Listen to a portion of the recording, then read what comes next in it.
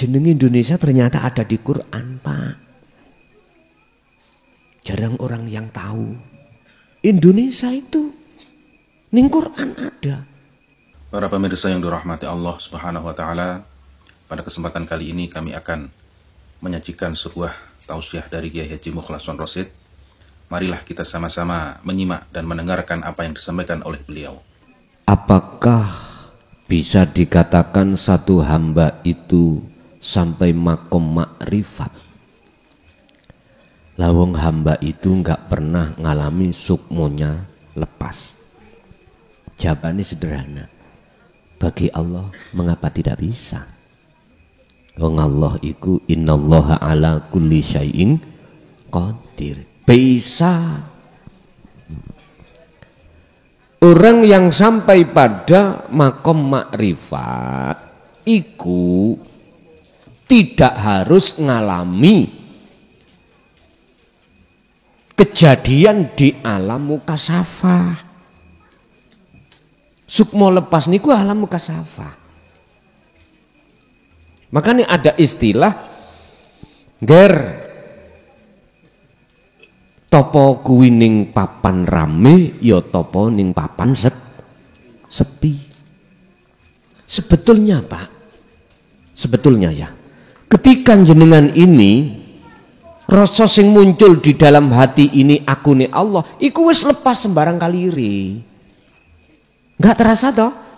Enggak terasa. Entah itu hitungan detik atau menit atau jam. Mesti wonten detik-detik hati sampean itu pernah ngalami seperti itu jikalau sudah paham tentang bagaimana cara memfungsikan dzikir sirul asrar atau sholat daim. Pasti ngalami walaupun sak detik. Artinya tidak harus sampean itu dilibatkan langsung merasa sukmo iku keluar kelempung. Mboten. Tidak harus seperti itu.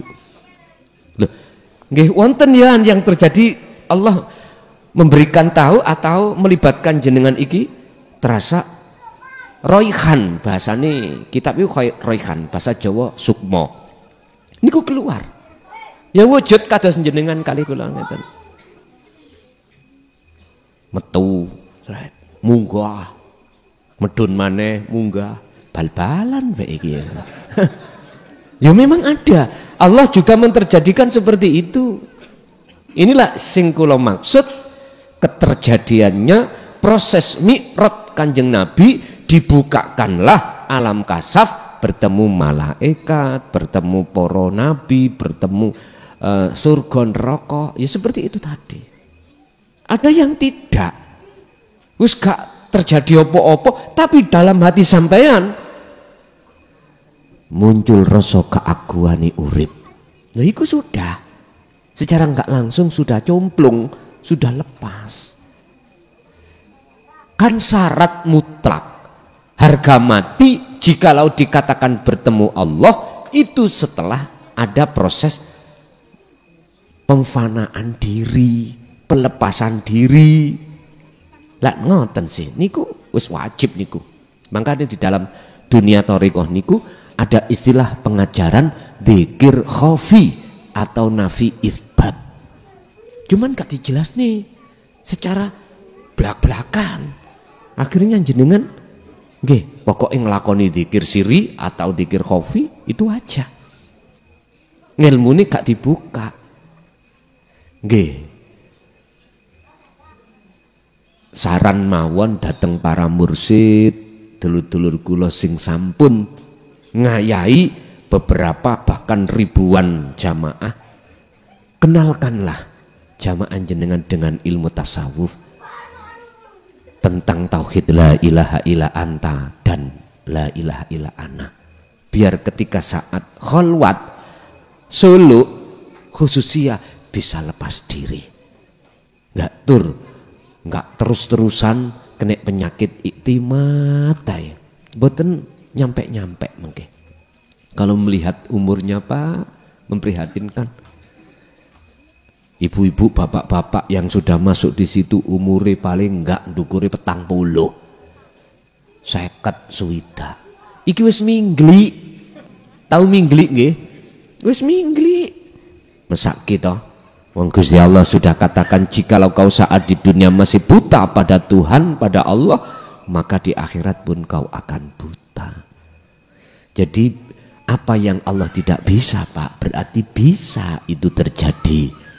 Bahkan kalau boleh saya katakan, ratau ngaji, ratau memahami ilmu tauhid misalnya, tapi dia itu diwarisi bapak atau mbah, ojo gampang le kuwi iku ngerasa dirimu sing agawi. Terus sinten, Mbah? Gustimu yaiku urip ning awakmu. Loh, modal ini loh. Hanya modal ini aja loh. Allah mampu untuk menghendaki hamba itu bisa sampai ke makrifat. Mampu bagi Allah. Terus ojo terus kita sing ahli ilmu nyun sewu ya, baik sing ngaji sing mulang ambek sing diwulang, kalau tidak lewat ilmu ora iso lamise lambene mboten. Ojo menghukumi Allah, membatasi kekuasaan Allah. Cuman memang Pak, umumi kedah lewat ilmu. Nek lewat ilmu berarti harus terjadi taklim muta'alim. Tapi sampean gak eling ah. Ono reparasi iku gak tahu sekolah. Tapi saged. Tapi ono reparasi iku ya sekolah, belajar ilmu. Lah wonten ngoten iki? Wonten. Katanya otodidak. Lah ora tahu belajar ilmu benakno sepeda. Tapi ning gunung kok ngiso? Loh, gak ngerti ta? Pengalaman nonton mboten ngeji ilmune. Awale iku mau apa melu-melu dikonjukno tang, dijogokno. Tapi ngerekam. Hatine ngerekam beliau. Oh, engkol carane buka kabilator ngene. Loh, pengalaman itulah akhirnya digawe modal dia bisa reparasi, ngoten. Nggih, lanjut.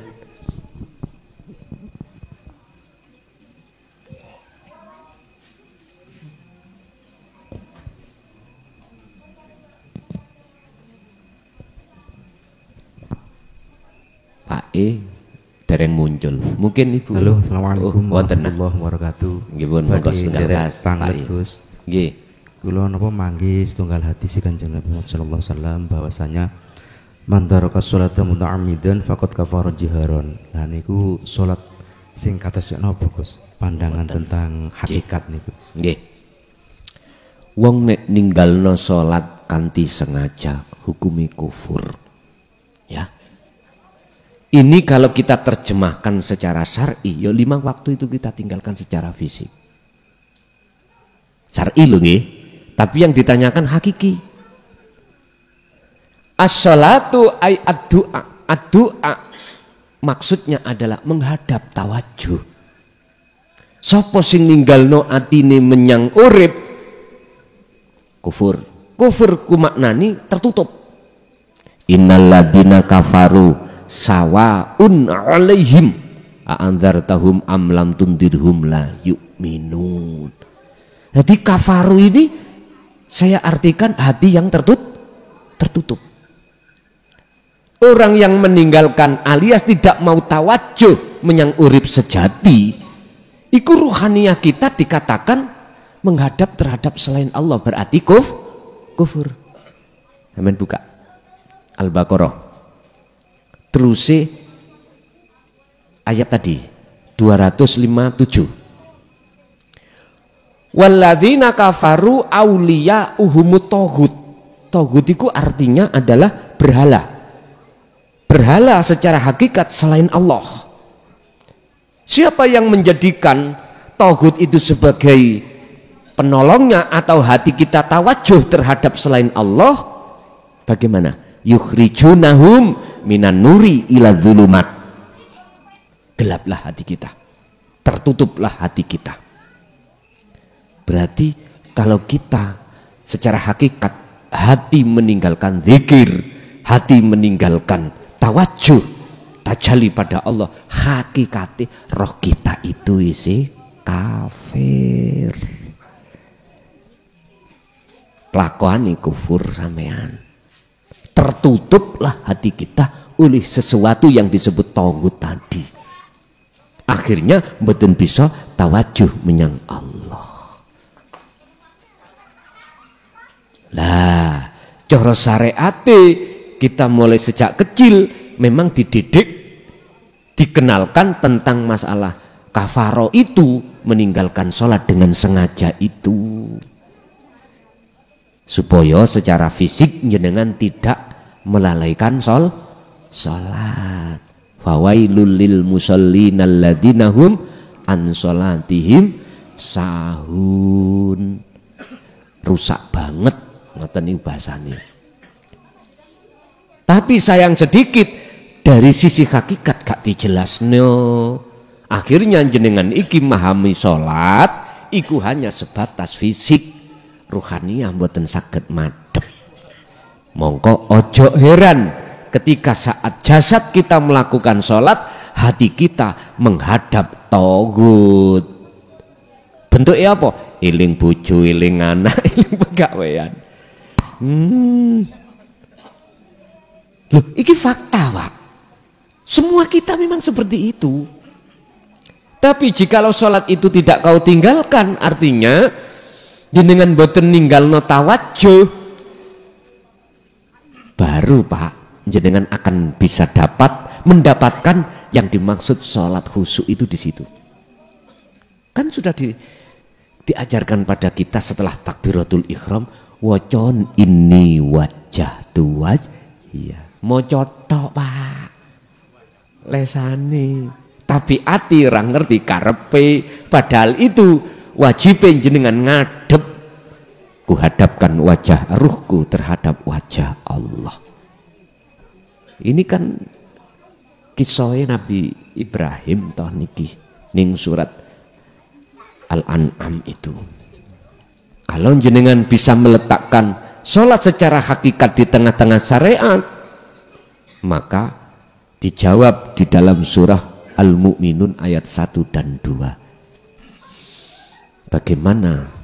Qad aflahal mu'minuna alladzina hum fi sholatihim khasyi'un. Nah, ketemu Allah karena gelem menghadap, berarti tidak kufur. Kalau bahasa surat Al-An'am, jikalau Anda betul-betul ruh jenengan ini wajah tu wajia, jawabannya wama ana minal musyrikin, jenengan sudah tidak golongan orang kafir, orang yang menyekutukan Allah. Mekaten. Ganti ibu, bapak wis telu, saiki ibu.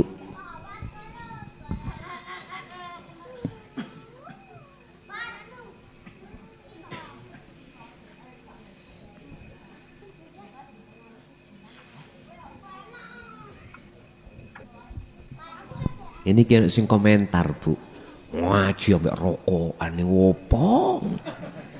Aku gak ngereken. Bah, ora urus.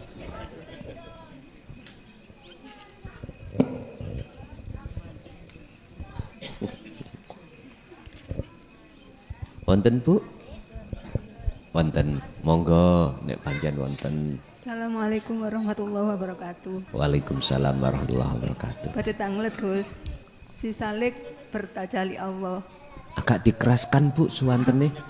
Si Salik bertajali Allah ketika mempunyai kehendak, kekarepan niku qadiron ten manah niku wonten qadiron, terus menawi kalih Allah ditakdiraken napa niku muridan ten manah niku wonten ngoten, terus ngoten ketika mata melihat sesuatu nggih napa mawon niku basiron, ketika angsal ilmu napa niku sami aliman, terus ketika telinga mendengar apapun niku ten manah wonten samian niku termasuk sirul asral napa dos pundi, terus salebete niku keujian selalu datang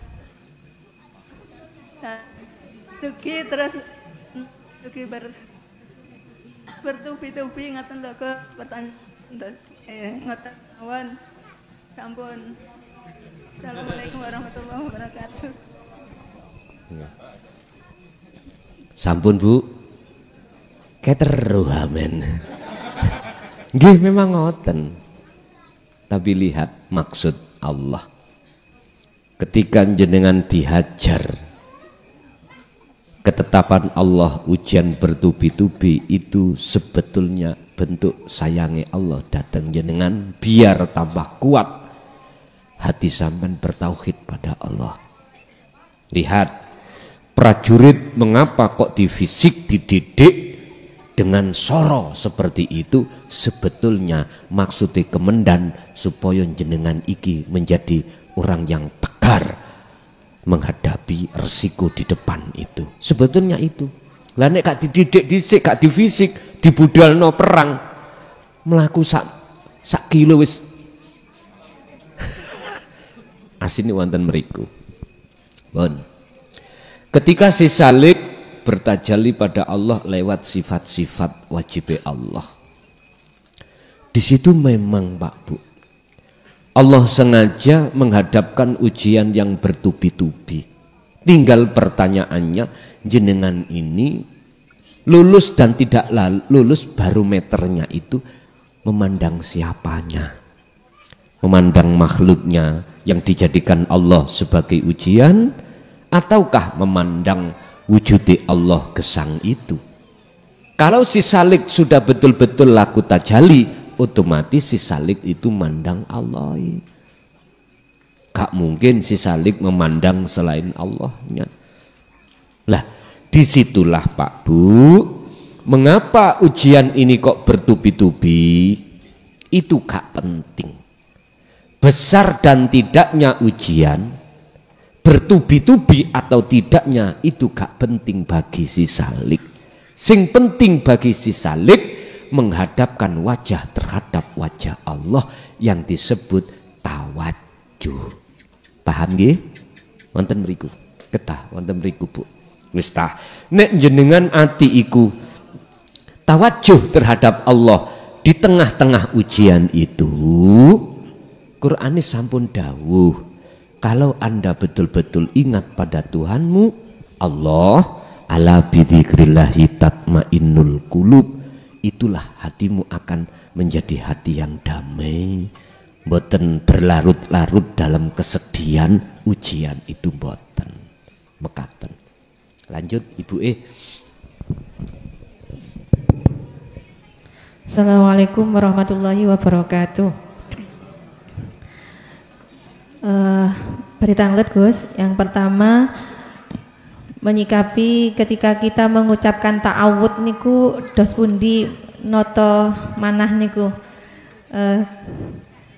hakikatnya ta'awud niku. Yang kedua, kapan hari niku pernah ditanya sama yuga kula ngeten, Bu, lek Nabi Muhammad iku beragama Islam mulai umur 40, berarti mulai kecil agamanya apa? Ngoten. Niku kula nggih rada bingung lek jawab ngoten nggih.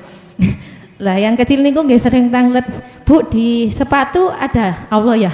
Iya. Di mata ada Allah. Iya. Di setiap benda ditanyakan itu apa di situ ada Allah. Nah, yang saya tanyakan bagaimana caranya napa nggih menyampaikan tauhid sedini mungkin kepada anak-anak yang masih balita utamanya nggih. Niku mawon atas penjelasannya, kaula aturaken matur nuwun. Assalamualaikum warahmatullahi wabarakatuh.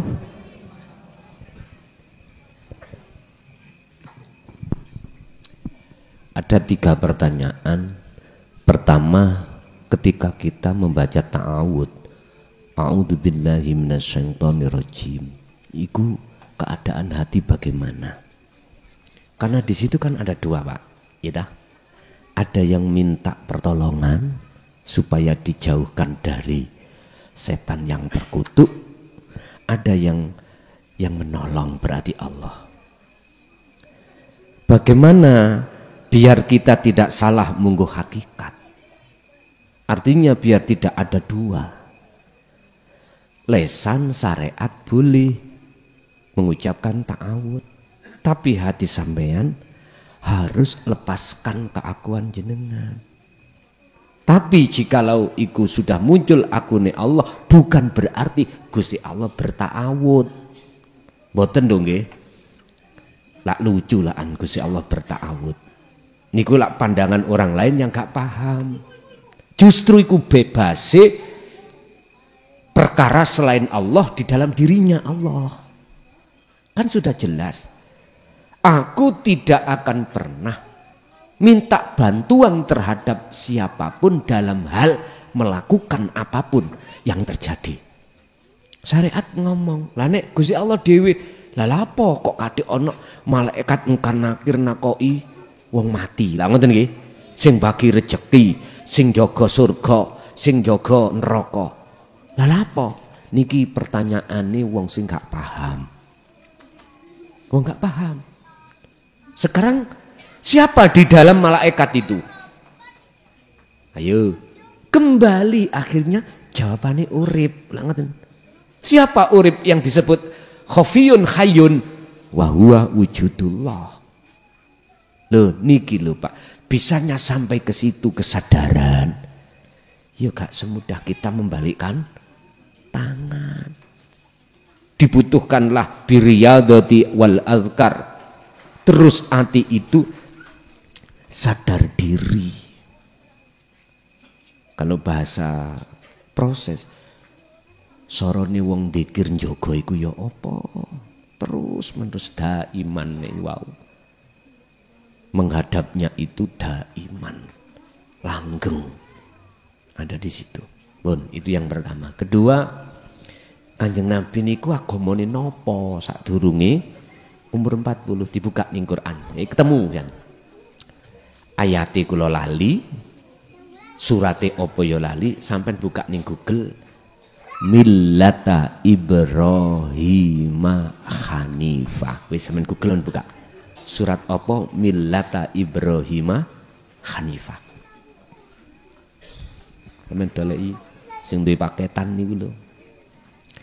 Kalau kita ditanya apa agama Kanjeng Nabi Muhammad sebelum beliau itu disematkan Islam dalam umur itu, jawabannya millata Ibrahim Hanifah.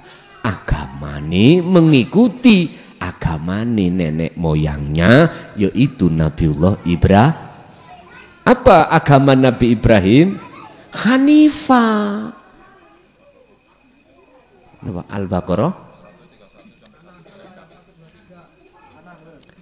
131 sampai 136. Terus An-Nahl ayat 1, 2, 3.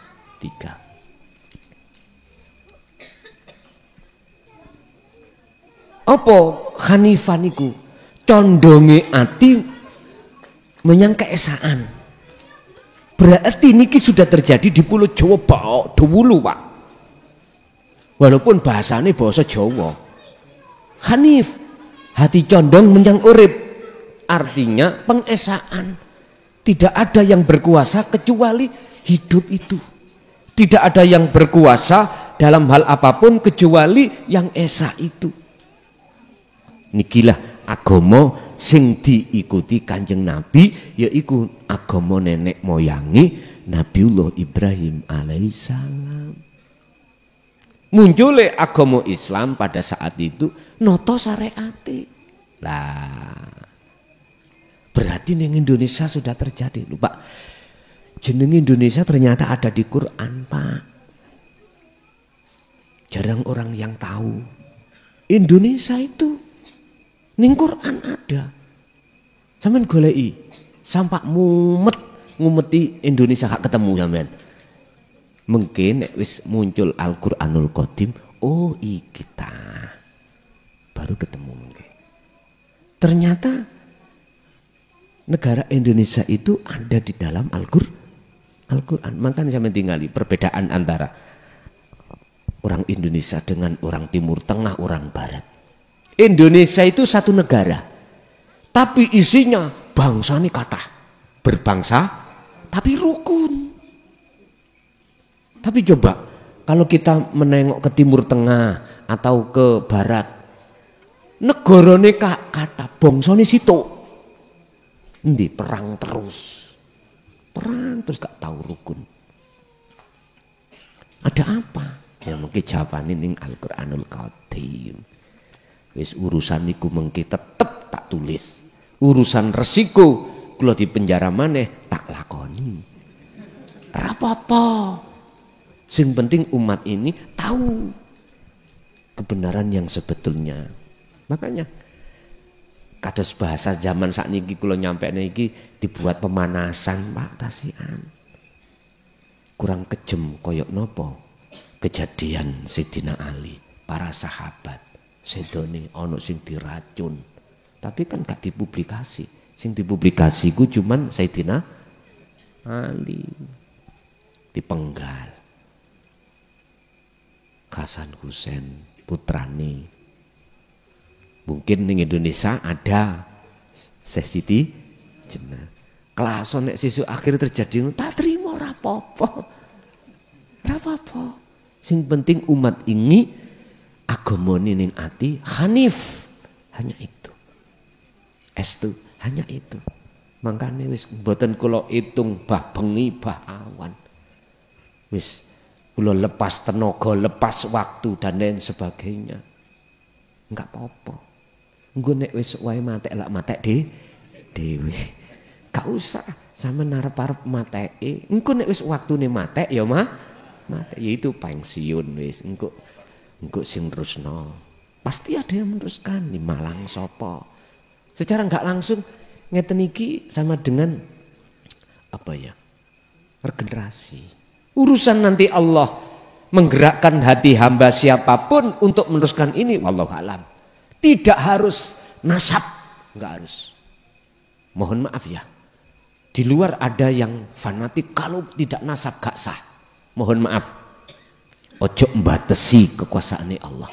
Siapa yang ditunjuk oleh Allah terkait hal ini itu urusan Allah, tidak mandang status. Enggak memandang. Enggak memandang siapapun.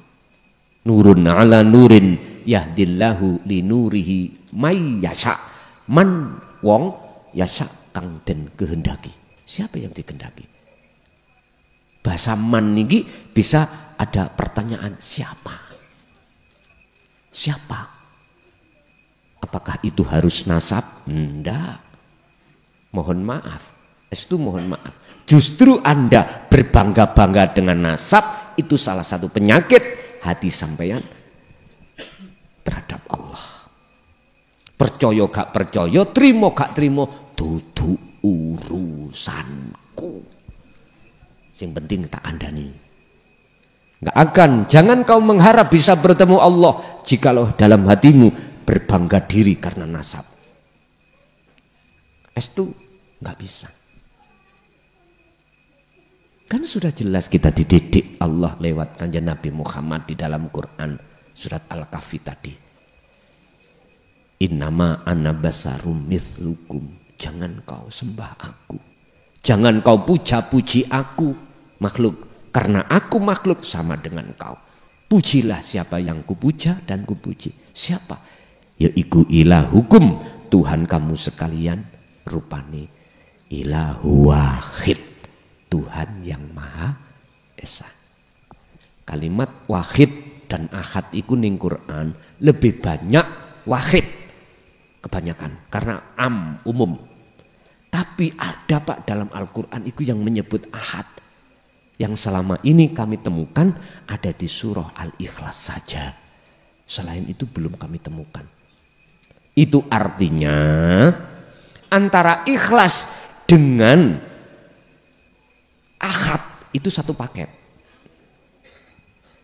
Al-a'malu suwarun qaimatun wa arwahuha wujudu siril ikhlasiha. Amaliyah apapun, ibadah apapun tanpa kecuali tak ternilai di mata Allah jikalau tidak ada ikhlas di dalam hati jenengan. Lah ikhlas iki apa? Tarkul ikhlas bil ikhlas, ngelepas keakuan diri kita yang merasa melakukan.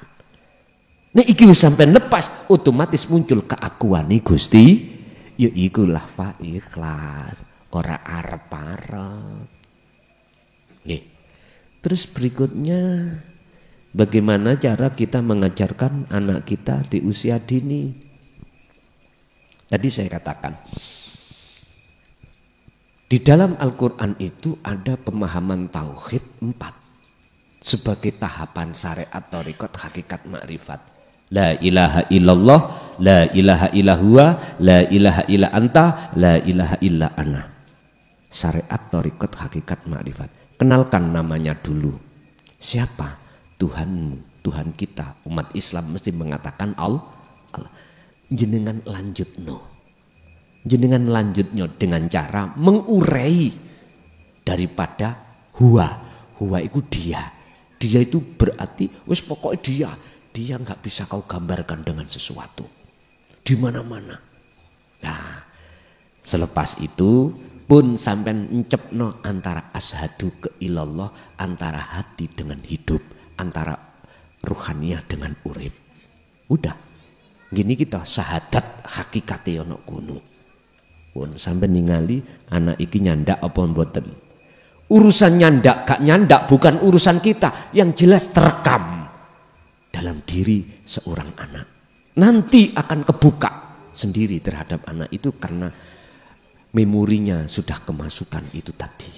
Entah kapan kebuka memori itu saya juga nggak tahu. Yang jelas sampean genah no kuwi. Nggih. Ibu satu kali lagi.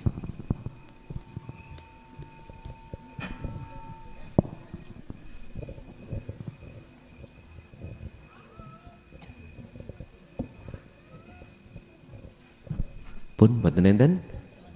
Wonten. Nggih monggo Bu. Ibu sik. Nggih padha telune.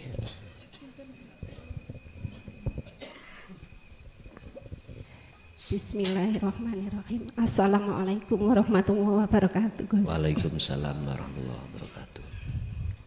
Kula Bulila saking Banjarjo.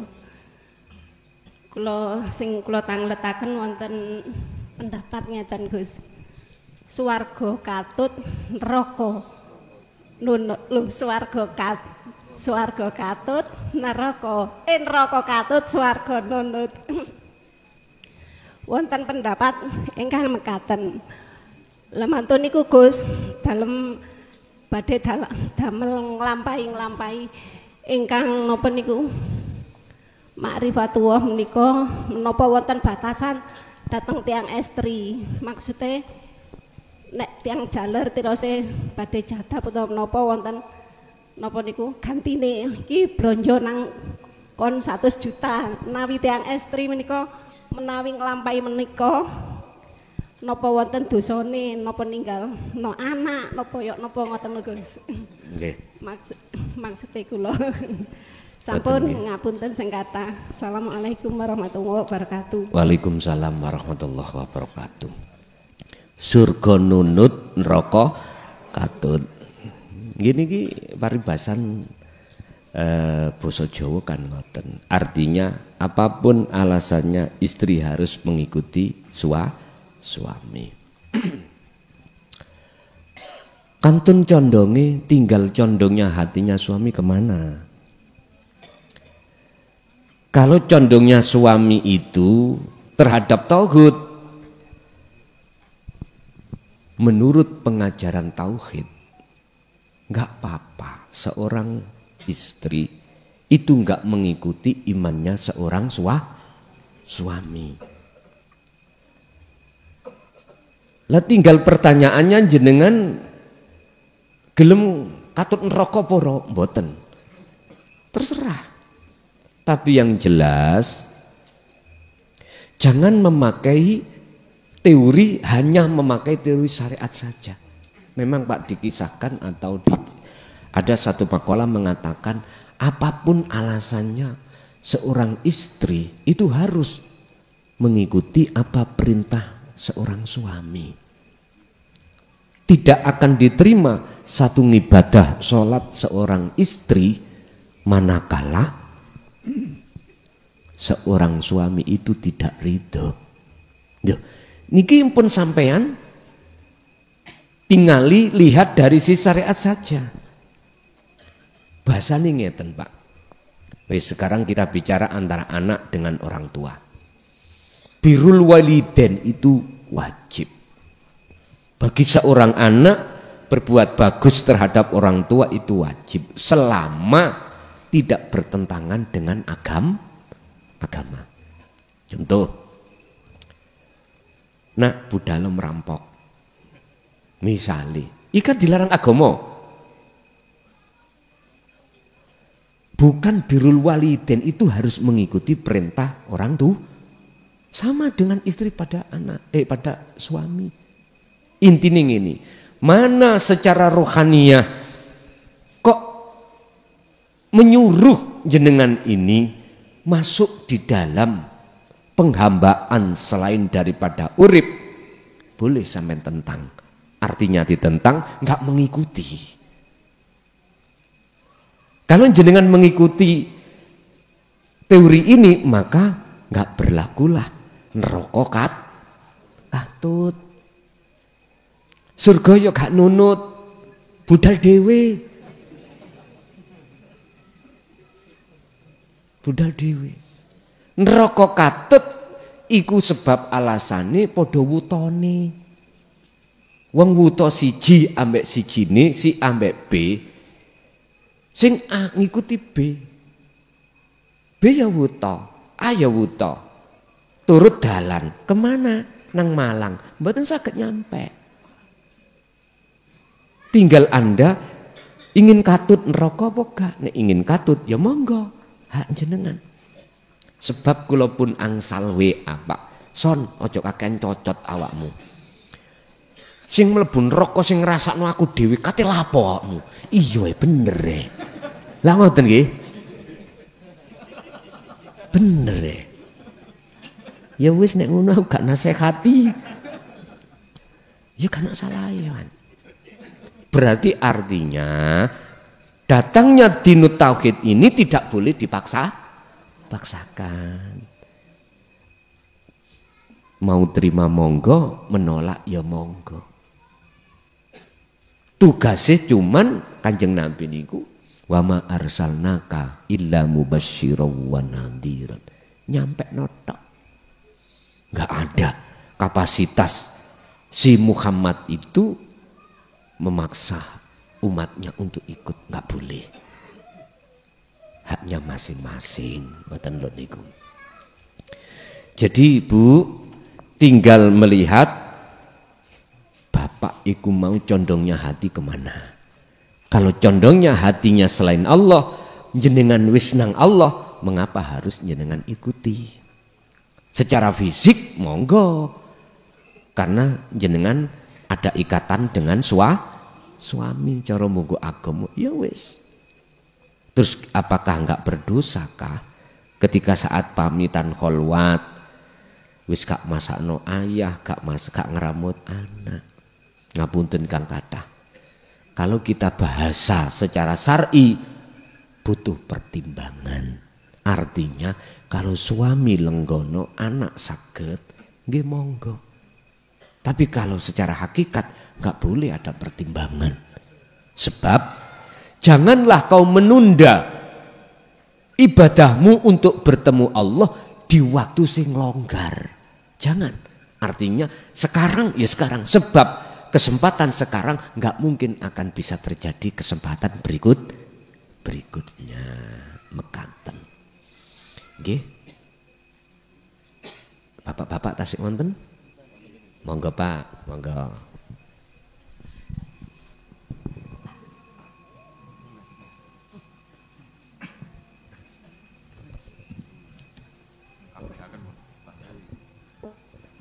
Assalamualaikum warahmatullahi wabarakatuh.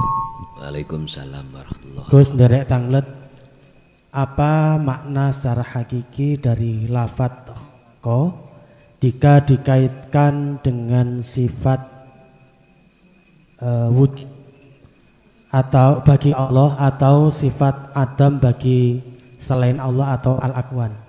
Matur suwun. Assalamualaikum warahmatullahi wabarakatuh. Waalaikumsalam warahmatullahi wabarakatuh. apapun alasannya, kalau kita hanya memandang dari sisi syariah, ngapunten, mesti lebih dari satu. Ada yang menciptakan, ada yang diciptakan, ada perkara untuk menciptakan.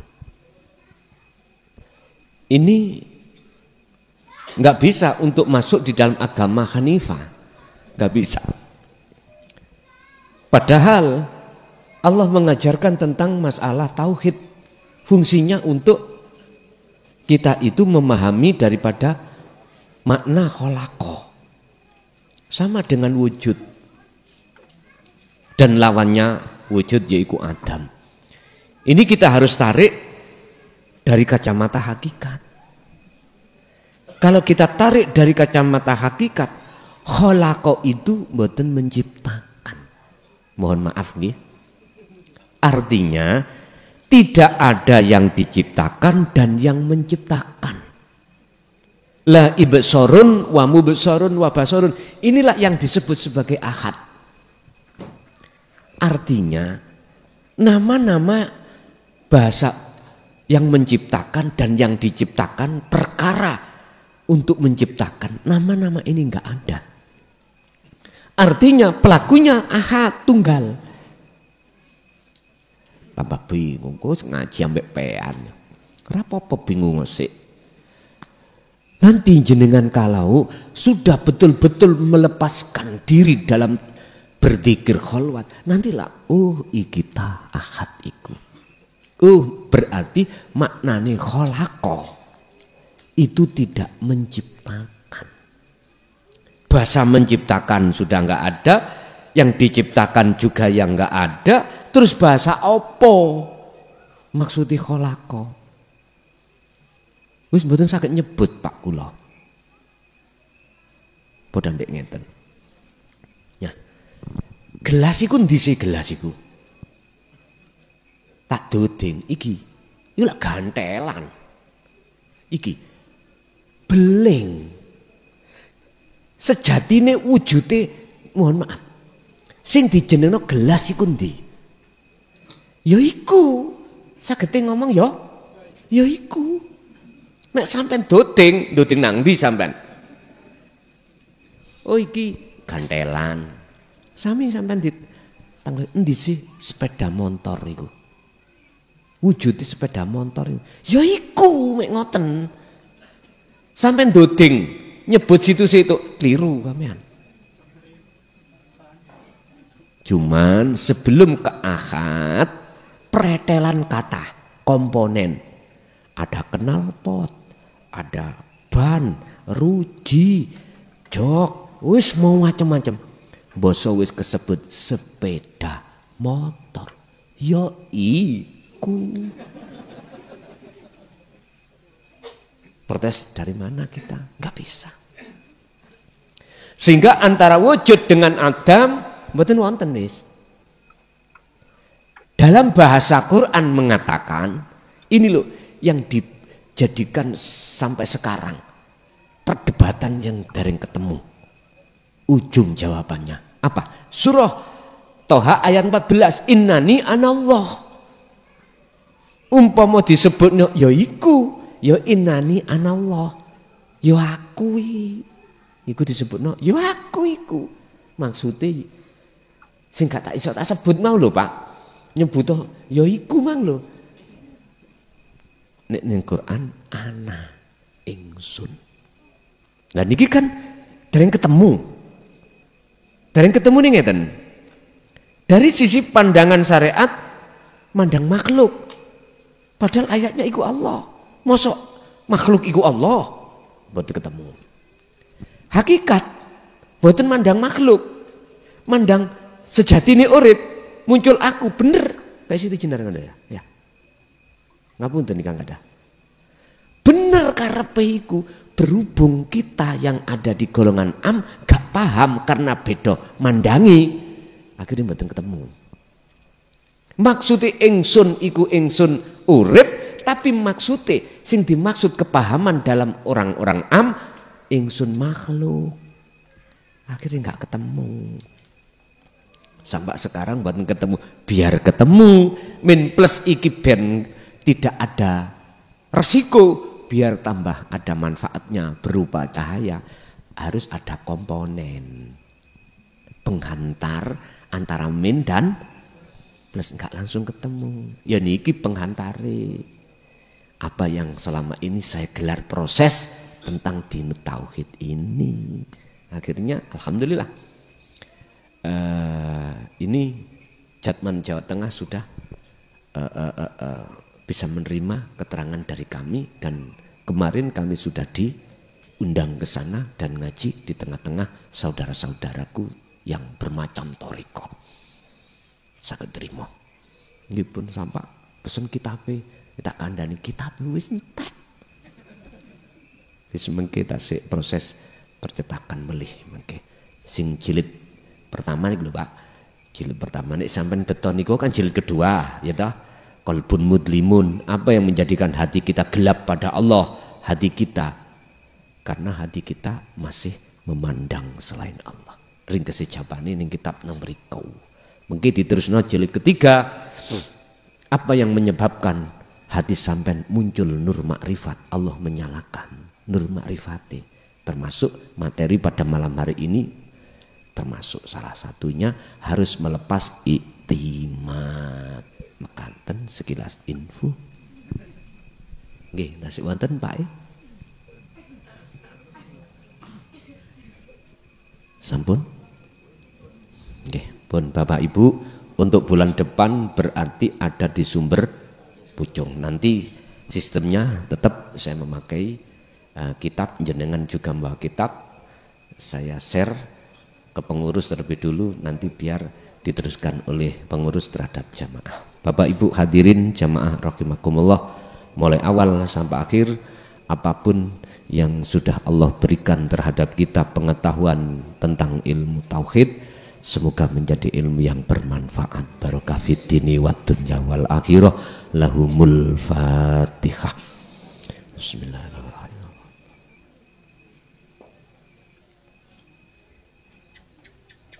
Akhirul kalam. Assalamualaikum warahmatullahi wabarakatuh. Alhamdulillahirabbil alamin. Demikianlah tausiah dari Kiai Haji Mukhlason Rosyid, yang mana beliau adalah pengasuh pondok pesantren Miftahul Ulum Jaya Baru yang terletak di daerah Mojokerto, Jawa Timur. Tepatnya yaitu ada di Kecamatan Bangsal, Desa Sumbertebu, Jalan Perjuangan. Beliau adalah ulama sufi, ulama tauhid yang mengajarkan ilmu-ilmu tauhid dan tasawuf, yang mana dalam ilmu ini juga berkaitan dengan ilmu leluhur Jawa yang mengutamakan ajaran kebatinan atau ilmu ruhani. Ilmu tasawuf dan tauhid ini adalah ilmu yang bertujuan supaya seseorang bisa mencapai ma'rifatullah, atau biasa disebut oleh orang-orang Jawa yaitu ilmu sejati. Dan ilmu tasawuf, tauhid ini mengajarkan supaya manusia tidak tersesat nantinya. Tahu sejatinya diciptakan itu harus bagaimana, dan ketika sudah meninggal dunia harus ke arah mana jalannya. Semoga apa yang disampaikan oleh beliau Al-Mukarram Kiai Haji Mukhlason Rosyid benar-benar bisa memberi penerangan bagi kita yang buta akan pengetahuan dan gelapnya perjalanan menuju ke jalan Allah Subhanahu wa taala. Demikian, semoga bermanfaat. Wa'afu minkum. Wassalamualaikum warahmatullahi wabarakatuh.